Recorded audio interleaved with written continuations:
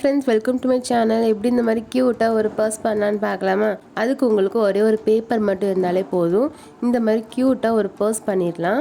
இப்போ நம்ம எப்படி பண்ணலான்னு பார்க்கலாமா? ஒரு A4 ஷீட் பேப்பர் எடுத்துக்கோங்க. நீங்கள் கலர் பேப்பர்னாலும் எடுத்துக்கோங்க. இந்த மாதிரி பாதியாக ஃபோல்டு பண்ணிக்கோங்க பேப்பரை. அதுக்கப்புறம் மேலேயும் கீழேயும் அதே மாதிரி பாதியாக வச்சு ஃபோல்டு பண்ணிக்கலாம். இந்த மாதிரி பண்ணதுக்கப்புறம் மேலே ஃபஸ்ட்டு ஃபோல்டு பண்ணியிருப்போம்ல, அதை இந்த மாதிரி பாதியாக ஃபோல்டு பண்ணிவிட்டு 2 டைம்ஸ் ஃபோல்டு பண்ணி வச்சுக்கோங்க. கீழே நம்ம ஃபோல்டு பண்ணிவிட்டு அதை அப்படியே பின்னாடி திருப்பிக்கோங்க.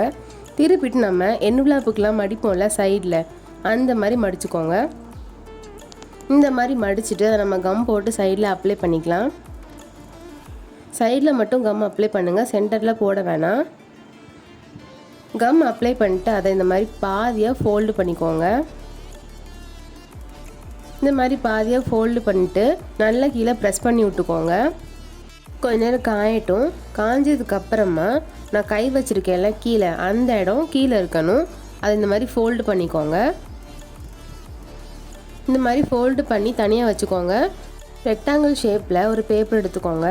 நீங்கள் என்ன கலர் யூஸ் பண்ணியிருக்கீங்களோ அதே சேம் கலர்லேயே எடுத்துக்கோங்க. அதை இந்த மாதிரி பாதியாக ஃபோல்டு பண்ணிவிட்டு அதை நம்ம கம் போட்டு அப்ளை பண்ணிக்கலாம். கம் போட்டு அப்ளை பண்ணதுக்கப்புறமா ஒரு எண்டு மட்டும் கர்வ் ஷேப்பில் கட் பண்ணிக்கோங்க. இந்த மாதிரி கட் பண்ணதுக்கப்புறமா நான் ஒயிட் கலர்னால பிளாக் பென் யூஸ் பண்ணியிருக்கேன். நீங்கள் வேறு கலர் யூஸ் பண்ணியிருந்தீங்கன்னா ஹைலைட்டாக எந்த பென் காட்டுதோ அந்த பென்னை வச்சு மார்ஜின் போட்டுக்கோங்க. இந்த மாதிரி மார்ஜின் போட்டதுக்கப்புறமா நம்ம குட்டியாக ஒரு பேப்பர் செஞ்சு வச்சுருந்தோம்ல, அந்த பேப்பரை இந்த மாதிரி பின்னாடி வைக்கணும். இந்த மாதிரி பின்னாடி வச்சு அதை கம் போட்டு ஒட்டிக்கோங்க. ஒட்டினதுக்கு அப்புறமா நீங்கள் ஓப்பன் பண்ணி பார்த்தீங்கன்னா நம்ம ஒரு பர்ஸ் செஞ்சிட்டோம். இந்த மாதிரி பண்ணதுக்கப்புறம் ஃப்ரண்ட்டில் எம்டியாக இருக்கேன்ட்டு இந்த மாதிரி ஒட்டியிருக்கேன்.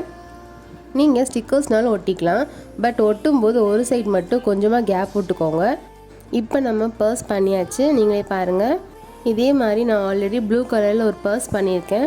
இந்த 2 பர்ஸில் உங்களுக்கு எந்த பர்ஸ் பிடிச்சிருக்குன்னு கமெண்ட் பண்ணுங்கள். இந்த வீடியோ கண்டிப்பாக உங்களுக்கு பிடிச்சிருக்குன்னு நினைக்கிறேன். மறக்காமல் சப்ஸ்கிரைப் பண்ணுங்கள். பாய்.